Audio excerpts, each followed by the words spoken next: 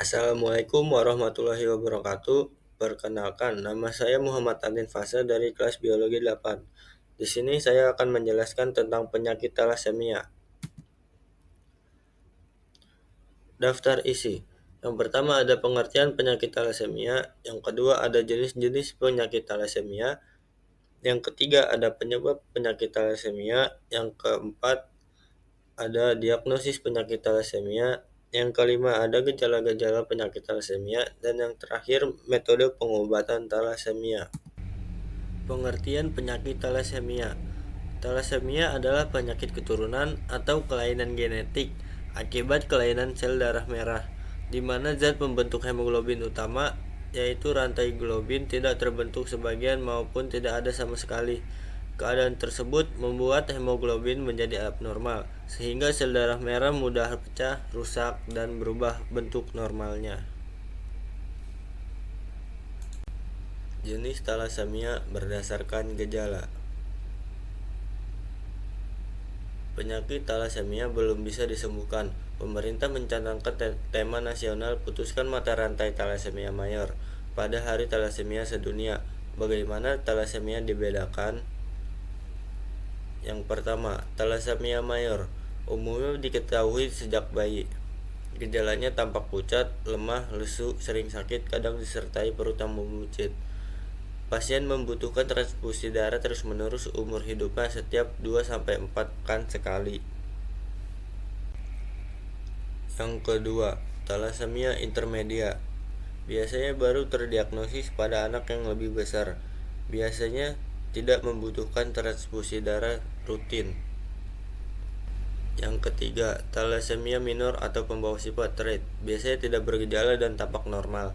Namun pada pemeriksaan darah dapat ditemukan kadar hemoglobin yang sedikit di bawah normal.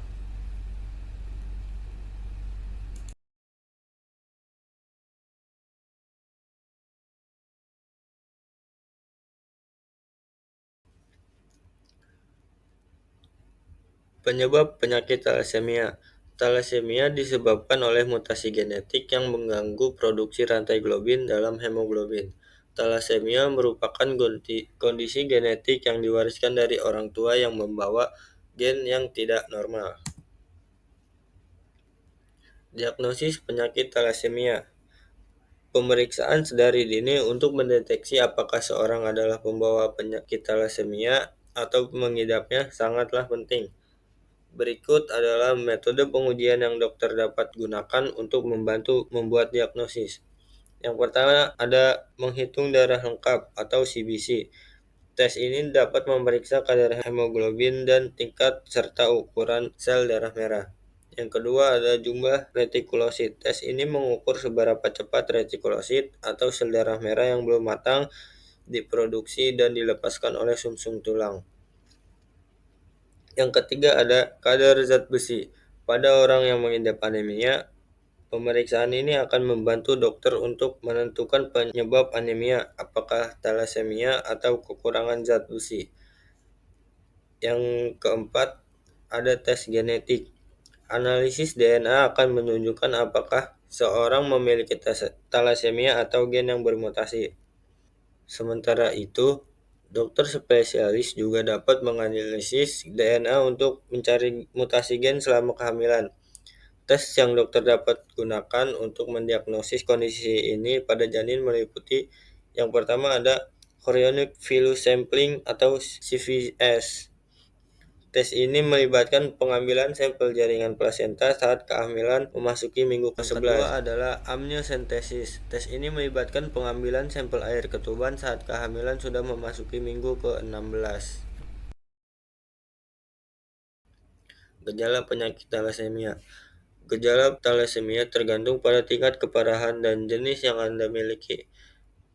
Penyakit ini menunjukkan tanda-tanda dan gejala yang beragam, tergantung dari jenis dan tingkat keparahannya. Orang yang memiliki penyakit talasemia jenis minor bahkan bisa saja tidak mengalami gejala apapun. Namun umumnya, gejala talasemia antara lain sebagai berikut. Yang pertama, anemia, kedua pucat, ketiga lebih mudah lelah, keempat sakit kepala, kelima pertumbuhan serta perkembangan anak terlihat lambat, yang keenam kelainan tulang, Yang ketujuh, urin berwarna gelap. Pengobatan penyakit talasemia. Untuk penderita talasemia berat, dokter akan menindaklanjutinya sebagai tindakan medis tertentu. Tindakan medis yang menjadi langkah pengobatan talasemia adalah sebagai berikut. Yang pertama adalah transfusi darah. Transfusi darah adalah tindakan utama dalam menangani penyakit talasemia.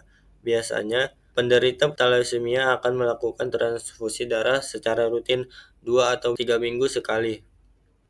Transfusi darah dapat membantu tubuh memiliki hemoglobin sehat sehingga bisa berfungsi secara normal. 2. Ada terapi kelasi.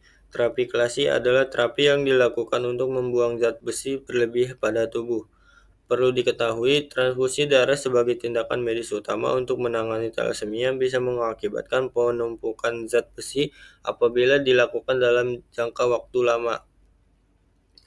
Zat besi yang menumpuk tersebut dapat mengakibatkan komplikasi seperti penyakit jantung, hati, ginjal, dan lain sebagainya.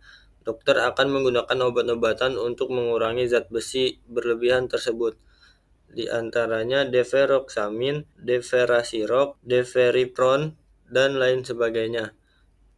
Obat-obatan ini hanya bisa digunakan saat ada indikasi sesuai dengan anjuran dokter.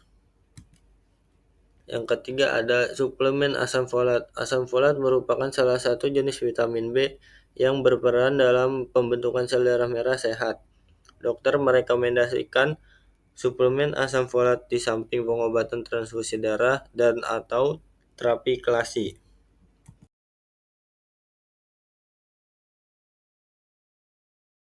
Yang terakhir adalah transplantasi darah dan sumsum tulang.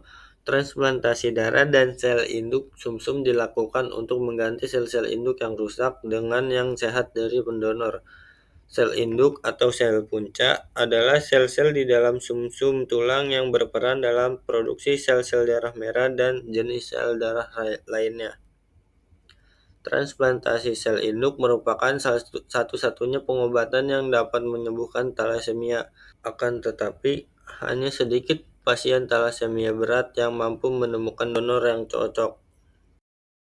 Kesimpulannya adalah, talasemia adalah kelainan darah karena kurangnya hemoglobin yang normal pada sel darah merah.